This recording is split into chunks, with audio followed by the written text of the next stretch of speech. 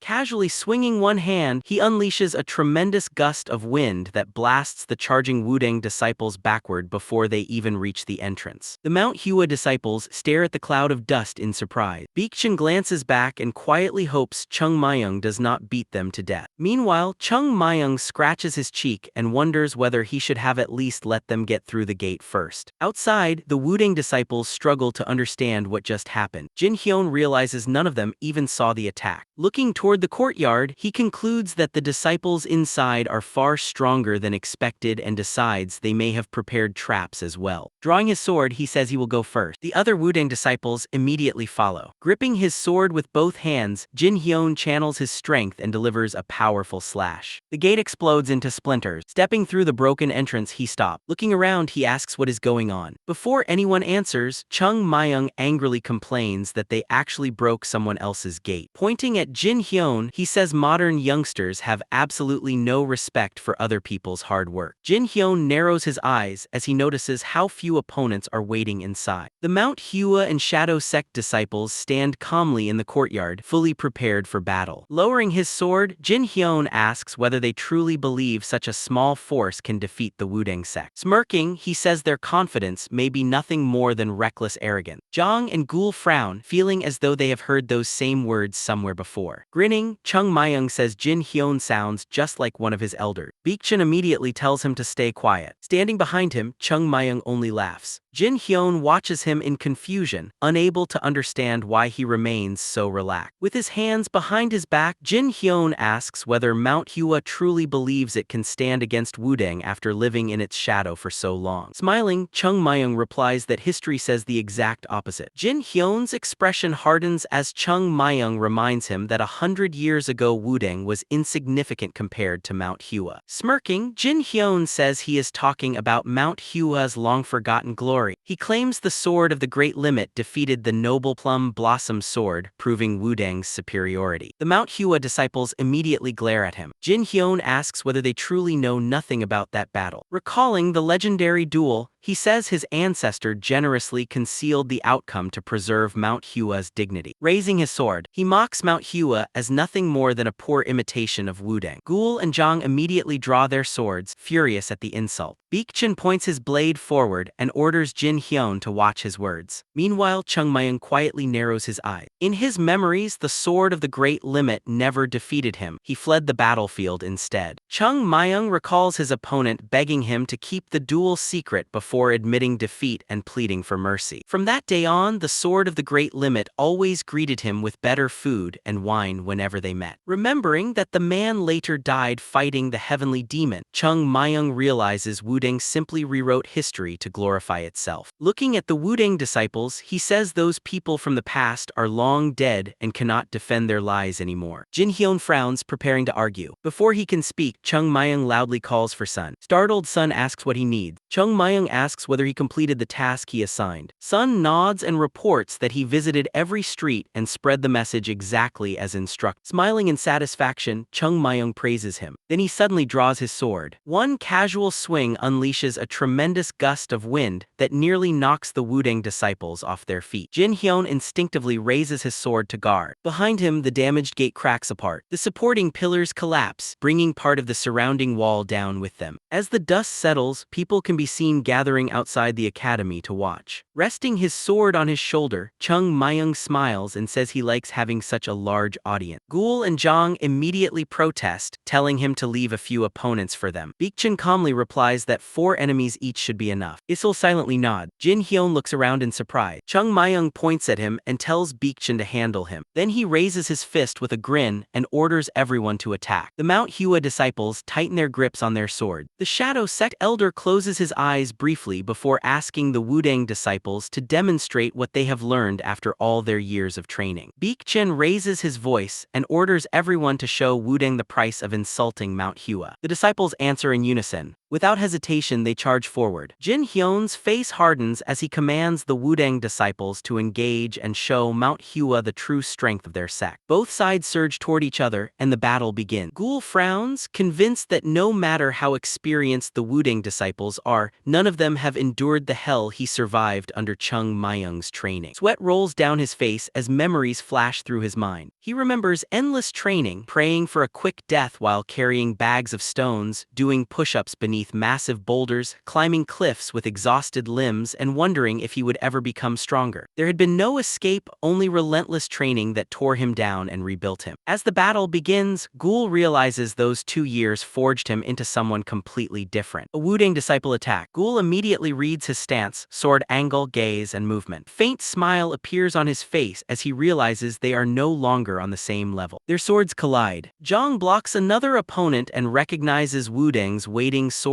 technique, which waits for the enemy to make the first mistake before counterattacking. After exchanging several blows, he realizes there is only one answer. He has to be faster and stronger. His sword accelerates with every strike. His opponent grits his teeth as Zhang's attacks become increasingly overwhelming. One powerful slash sends the Wudang disciple flying backward. Without giving him time to recover, Zhang rushes forward even faster. Nearby, Gul defeats several opponents in succession, convinced victory already belongs to Mount Hua. One Wudang disciple cries out in disbelief as blood sprays from his wound. Another stares in shock, unable to believe they are losing to Mount Hua. One after another, the Wudang disciples collapse, their swords slipping from their hands. Zhang lowers his blade and remarks that Wudang certainly trained capable swordsmen. Then he calmly adds that Mount Hua simply spent those same years training even harder. The defeated disciple loses consciousness. Zhang turns toward Gul. Gul smiles broadly, amazed by how strong they have become. Before they can celebrate, Chung Myung looks at them with obvious disappointment. Instead of praising them, he immediately points out every mistake they made that could have gotten them killed. The disciples instantly realize they will receive no compliments today. Still holding his sword, Zhang fully understands the strength of Mount Hua's swordsmanship. Meanwhile, Baekjin clashes with Jin Hyun high above the battlefield. Their swords collide before they separate again. Baekjin realizes this is the perfect chance to show the world Mount Hua's true strength. Watching from the academy, Limon is is stunned that the Mount Hua disciples are defeating a force several times larger than their own. Beggar launches himself forward once more, forcing Jin Hyun to acknowledge his strength. Sun excitedly calls out to his father. Looking at the battlefield, Limon realizes they are going to survive. Instead of pain, his heart is filled with overwhelming joy. Watching the battle unfold, he understands that Mount Hua has truly changed. Nearby, Chung Myung casually sits with a bottle in his hand and offers Limon a drink. Limon stares at him in disbelief and asks why he is drinking while everyone else is fighting. Taking another sip, Chung Myung calmly replies that his companions can handle the battle without him. Wiping his mouth, he quietly concludes that all of their training has finally paid off. Beggar knocks Jin Hyun backward. Jin Hyun lands on his feet but barely manages to keep his balance. Realizing how strong his opponent is, he frowns. Beggar calmly invites him to attack with everything he has and stop worrying about appearances. Breathing heavily, sweat rolling down his face, Jin Hyun orders the Wudang disciples to stop standing around and deal with the others. They immediately scatter across the courtyard, surrounding Ghoul and Zhang. Watching them spread out, Beggar smiles and remarks that the Great Wudang Sect is surrounding a handful of Mount Hua disciples just to secure victory. Jin Hyun sighs, realizing his sect's pride is already on the line. Acknowledging Beggar's strength, he asks why the Divine Dragon refuses to fight personally. Chung Myung casually shakes the last drops from his wine bottle. Beggar answers that the opponents simply are not strong enough for Chung Myung to bother. Veins bulge on Jin Hyun's forehead as his anger rises. Beggar calmly adds that Chung Myung is a true genius and that he alone is more than enough to defeat Jin Hyun. With a smirk, he says Jin Hyun is no match for the Divine Dragon. Furious, Jin Hyun charges forward and tells him to shut up. As his sword becomes enveloped in blue energy, Beggar recognizes that Jin Hyun's strength is comparable to Gimrin's. A wave of sword energy rushes toward him, flowing like silk in the wind. Beggar understands why Jin Hyun has earned such a reputation. Then he swings his sword. Plum blossoms appear around him. Moving gracefully through the air, he slips past the attack. Jin Hyun's eyes widen as Beggar appears behind him. Beggar leaps again, his sword flashing. For an instant, his body seems to dissolve into drifting plum petals before disappearing completely. A brilliant pink flash fills the battlefield. Jin Hyun's eyes go blank as the strike lands. He crashes to the ground. The people of Nanyang stare in amazement at the plum petals drifting through the air. Watching from the side, Chung Myung smiles and praises Beggar. Standing behind his fallen opponent, Beggar's hair sways in the wind. From a distance, Chung Myung casually calls him a reliable man. Elsewhere, Zhang looks around in confusion as several Wudang disciples surround him. Claiming to be the weakest among them, he jokingly suggests they find someone else to fight instead. When they ask who he means, he points toward a cloud of dust. There, Issel is battling another Wudang disciple. Her opponent grits his teeth, unable to understand her swordsmanship. She continues pressing the attack before glancing to the side. Dodging another strike, she drops low, kicks off the ground and counters, knocking her opponent off his feet. The surrounding Wudang disciples stare at her in shock. Looking back, Beggar calmly asks whether they truly wish to continue, reminding them they still have a chance to leave. The injured Jin Hyun struggles back to his feet. Beggar advises the Wudang disciples to focus on taking care of their wounded before the situation becomes even worse. Trembling with frustration, Jin Hyun remains silent. Beggar adds that the future of Murim should not be wasted here. The two sides face each other in silence. Finally, Beggar tells them to take their injured comrades, treat their wounds, and leave Nanyang. He declares that Mount Hua has won this battle. The defeated Wudang disciples help their injured companions to their feet and begin retreating. The Wudang disciples help their injured companions and quietly leave the academy. As he passes Beggar, Jinmu thanks Mount Hua for showing mercy and admits defeat. He asks only one thing, that Mount Hua no longer trouble the Mount Hua Shadow Sect, reminding him that its leader had risked everything to protect his honor. Beggar nods and calmly replies that he will not escort them to the gate. As the Wudang disciples depart, the villagers begin discussing the battle, amazed that Mount Hua has defeated Wudang and is clearly regaining its former strength. Sheathing his sword, Beggar approaches Limon and tells him that Mount Hua has protected them and that the Shadow Sect is now safe. Overcome with emotion, Limon bows deeply, tears filling his eyes, and thanks Mount Hua, declaring that the Shadow Sect owes them a great debt. Beggar simply replies that they only did what they were supposed to do. Limon covers his eyes, struggling to hold back his emotion. Watching him, Chung Chung Myung smirks and remarks that he is far too sentimental. Plum blossom petals drift across the academy courtyard beneath the full moon. A Shadow Sect disciple says their faith in Mount Hua all these years was not misplaced. The disciples gather together, while Limon thanks them again. Standing beside the ruined wall, he reflects that the once destroyed Mount Hua Sect has finally risen again, sending disciples across countless miles to protect. Looking up at the moonlit sky, he realizes his father had been right all along. Hearing noise from a nearby building, Limon assumes the heroes are celebrating their victory. Wanting to apologize for doubting them and discuss Mount Hua's future over a drink, he walks toward the building. Just as he reaches the door, loud shouting erupts inside. Confused, he freezes. Inside, the room is complete chaos. Ghoul grabs Chung Myung's leg, trying to stop him, but Chung Myung easily shakes him off and keeps running around the room. Baekhyun repeatedly tells him to calm down. Landing on his feet, Chung Myung is asked why he is so angry after defeating Wudang. Baekhyun reminds him that they completed their mission and should simply return home, as the sect leader instructed. Ignoring everyone, Chung Myung pulls a cloth over his face and tells them to stop bothering him because they did not fight the way he expected. When they ask what is upsetting him so much, he only says he has personal business to take care of. Before anyone can stop him, Chung Myung kicks open the door, leaps onto the roof of a nearby building, narrows his eyes, and declares that it is finally time to have some fun. He jumps high into the night sky and disappears across the city. Watching from outside, Limon can only stare in confusion, convinced something strange is happening. Meanwhile, elsewhere in the mountains, the defeated Wudang group travels home by carriage. Jin Hyun slowly opens his eyes beneath the dark night sky and asks where they are. Jinmu, relieved that he has awakened, tells him they are descending the mountain on their way back to the sect. Trying to remember what happened during the mission, Jin Hyun suddenly clutches his chest. As they travel, Jin Hyun recalls his defeat. Clutching his robe, he realizes Wudang lost. He asks how everything ended, and Jinmu explains that Mount Hua ordered them to leave Nanyang before dawn, making the defeat even more humiliating. Lowering his head, Jin Hyun realizes they have disgraced Wudang's honor. Remembering the villagers watching them retreat, he feels even more ashamed that they resorted to underhanded methods in full view of everyone. Then he remembers their true objective, the sword tomb. Calling Jinmu over, he orders him to return to Wudang and report everything while the rest recover their strength. They cannot return empty-handed. Before anyone can respond, a stern voice tells them not to even think about it. Everyone looks up in surprise. A man steps down from a nearby ledge. He is one of Wudang's 3 great swordsmen and the strongest among the first generation. A powerful aura surrounds him. Jin Hyun wonders why such a figure has come to Nanyang. Approaching the carriage, the elder explains that the sect leader was concerned about the situation and sent him as backup. Jin Hyun realizes their leader must have had good reason to worry. The Wudang disciples lower their heads as the elder asks how many Mount Hua disciples defeated. Ashamed, Jin Hyun remains silent. Under the starry sky, the elder asks if they truly risked Wudang's reputation only to lose. When Jin Hyun tries to downplay it, the elder sternly reminds him that Wudang's name does not belong to any individual. If they fail, the entire Murim judges Wudang itself. Their recklessness stains the honor of the whole sect. Jin Hyun lowers his head and apologizes. The elder then announces they are abandoning Nanyang and heading straight for the sword tomb. Surprised, Jin Hyun points out that they still do not know its location. The elder reveals that Wudang has already found it. Although they will have another chance to settle the score with Mount Hua, their priority is completing their true mission. He orders everyone to follow him, adding that reinforcements from the main sect are already on the way. The wounded disciples leave the carriage behind. Relieved that they finally located the sword tomb, Jin Hyun believes they can erase the shame of their defeat. The elder notices his injuries and asks if he is truly capable of continuing, reminding him there is no shame in acknowledging his wounds. Jin Hyun insists he will not become a burden. After a brief sigh, the elder agrees. Suddenly, rustling comes from the nearby forest. The elder turns toward the bushes and demands to know who is there. A black-clothed figure steps onto the cliff. His eyes gleam as he lands before them. The two sides silently face each other. Suspicious, the elder studies the stranger. Resting a hand on his belt, the masked man casually introduces himself as an ordinary robber passing through and asks what this sword tomb is. The Wudang disciples stare at him in confusion. Jin Hyun wonders how a mountain bandit ended ended up here and asks if he really is one. Rolling his eyes, the masked man casually confirms it. The elder narrows his eyes and silently concludes the man must be insane. Then he notices plum blossom pattern on the stranger's sword scabbard. He immediately suspects the masked robber is from Mount Hua. When Jin Hyun calls him Chung Myung, the masked man quickly denies it, insisting they have the wrong person. Jin Hyun can only shake his head, remarking that the people of Mount Hua truly have no sense of honor. Chung Myung continues insisting that they have mistaken him for someone else. Scratching his ear, he casually asks them to pretend they never saw him. When Jin Hyun calls him nothing more than a common robber, Chung Myung happily agrees. The elder turns away, deciding that no Mount Hua disciple would behave like this. Drawing his sword, he declares that he will simply kill the mountain bandit crossed their path. Hearing that, Chung Myung narrows his eyes and silently thinks the old man is smarter than he looks. From a distance, the elder tells him to remove his mask, apologize, and die with dignity. Closing his eyes, Chung Myung replies that they could all return home without crutches if they simply told him about the sword tomb. Looking at him coldly, the elder warns that otherwise they will soon learn what real pain feels like. He admits that Mount Hua has become stronger and that its strongest disciple is the divine dragon. Waving a hand dismissively, Chung Myung tells him not to exaggerate. The elder points out that despite his disguise, the plum blossom engraved on his sword has already revealed his identity. Gripping his sword, the elder declares that he does not care what happens to a mere mountain bandit. Chung Myung immediately senses the overwhelming sword aura surrounding him. The elder's weapon radiates a dark presence while a white aura envelops his body. Chung Myung quickly realizes this is the strongest opponent he has faced since his reincarnation. The elder prepares to strike. Drawing his sword, Chung Myung calmly offers him one piece of advice. Swinging the blade onto his shoulder, he tells the elder to protect his head because he cannot guarantee what will happen otherwise. The two stand facing each other while the remaining Wudang disciples gather near the horses. Buk Chun quietly realizes that everyone present besides the elder is far too weak to challenge Chung Ma. Even so, he knows the 13-year gap between Chung Myung and the elder will not be easy to overcome. Raising a finger, Chung Myung proposes a wager.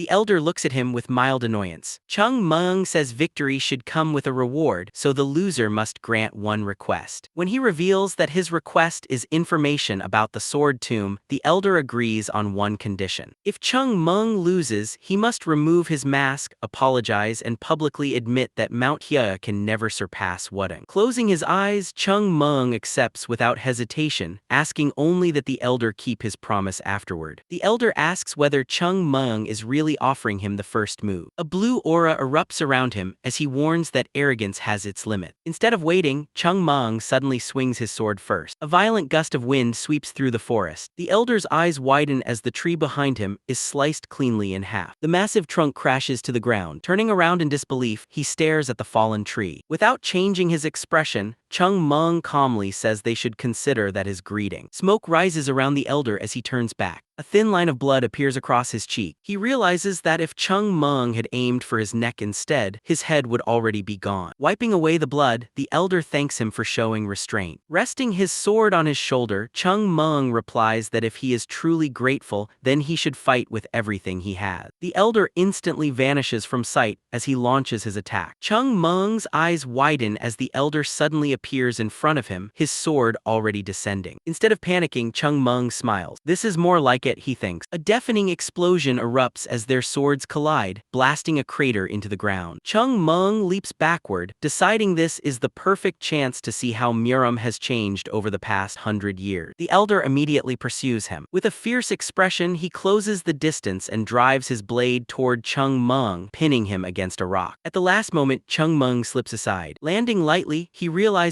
Wudang's martial arts have advanced considerably. He springs back into the air. The two exchange blows high above the battlefield. Suddenly, the elder slides a hand along his blade before launching another attack. Chung Myung narrowly evades it. Blue energy erupts around the elder as he thrusts forward. A moment later, Chung Myung's kick crashes into him. A violent explosion follows. The elder cries out as Chung Myung sends him crashing to the ground. Smoke billows across the battlefield. Watching from below, Chun Ma anxiously calls out to his elder. His voice suddenly stops as a brilliant light shines through the smoke. Clinging to a rock, Chung Myung studies the technique and realizes that maintaining a continuous sword aura demands tremendous internal energy. It is not something something younger disciples could possibly perform. Streams of light surround the elder. Chung Myung admits that Wudang's strongest techniques require decades of relentless training. Mist spreads across the battlefield. Extending his sword, Chung Myung praises the technique's power before charging forward again, eager to see everything his opponent can do. His sword begins glowing brightly. Descending from above, he attacks once more. The elder stares in disbelief as Chung Myung cuts straight through his continuous sword energy. Frowning, the elder declares that if Chung Myung can cut through a stream, then he will force him to withstand an entire river. Blue light engulfs his body. Countless white shadows fill the air as he unleashes the Great Flood technique. Powerful gusts sweep across the battlefield. Watching from below, the Wudang disciples recognize that their elder has perfectly executed one of the sect's supreme techniques. Towering waves of sword energy surge skyward. Chung Myung simply jumps even higher. Looking down, he clicks his tongue in disappointment before diving straight into the attack. Certain of victory, the elder grits his teeth. Then his expression freezes. Through the dense fog, Chung Myung calmly swings his sword, slicing apart the endless waves of energy. The elder screams as sweat pours from his body. Looking down at him, Chung Myung asks if this is truly the limit of one of Wudang's greatest swordsmen. The elder drops to one knee, shocked and furious. Sword in hand, Chung Myung walks toward him. His eyes glow with killing intent as he calmly says they can talk after the fight is over. The elder's eyes widen. Rolling aside at the last instant, he narrowly avoids Chung Myung's next strike. The sword slams into the ground, triggering another massive explosion. The elder is thrown away, crying out in pain. His entire body trembles as he realizes that a direct hit would have killed him instantly. Pressing a fist into the ground, he grits his teeth. Standing nearby, Chung Myung silently watches him. Unable to understand why someone this powerful would hide behind a disguise, the elder forces himself back to his feet. Pushing those thoughts aside, he raises his sword once more. Gray smoke drifts across the battlefield. Admitting that Chung Myung has surpassed his expectations, the elder declares that he still has more to show. With a sharp swing of his blade, countless white shadows burst forward. The attack nearly knocks Chung Myung off his feet. The elder shouts, asking how he likes that technique. Streams of sword energy surge toward Chung Myung as the limitless Qin Xiang technique engulfs the battlefield. Chung Myung turns with a grin. This is exactly what I was waiting for. A crimson aura flares beneath his feet as he launches into the air, leaving the faint scent of plum blossoms behind. The Wudang disciples stare in disbelief as he effortlessly evades the technique that had blanketed the entire battlefield. A streak of pink light trails behind him as he closes in on the elder. The elder's arms tremble as he unleashes even more streams of sword energy. They race toward Chung Myung, but he repeatedly shifts through the air, narrowly avoiding every attack. Watching the endless waves below, Chung Myung realizes they cannot simply be cut apart with brute force. As long as the elder keeps his distance, the attacks will continue pouring in. The elder grits his teeth. He has been waiting for this exact moment, believing Chung Myung would eventually be trapped in midair with nowhere left to escape. Raising a hand, he unleashes the silk palm technique. Chung Myung blocks the incoming force with his sword, its blade glowing from the impact. White streams of energy surge toward him again. The elder rotates his hand, and the flowing energy lifts Chung Myung even higher into the sky. Looking down with a grin, Chung Myung jokingly asks whether his opponent specializes in aerial combat. Leaping backward once more, he admits the elder has cleverly combined multiple techniques to steadily reduce his opponent's room to evade. For an improvised strategy, it is remarkably effective. Suddenly, Chung Myung bends one leg and leans forward. A deafening explosion tears through the air. Blinded by the flash, the elder shields his face and cries out. In the next instant, Chung Myung is already upon him. The elder leaps away, but Chung Myung closes the distance immediately. Realizing his opponent surpasses him in every aspect and moves completely unpredictably, the elder feels defeat closing in. As Chung Myung descends, the elder decides he cannot lose. If he falls here, Wudang's honor falls with him. Ignoring previous warnings, he prepares a forbidden technique, believing it is his only remaining chance. Watching from below,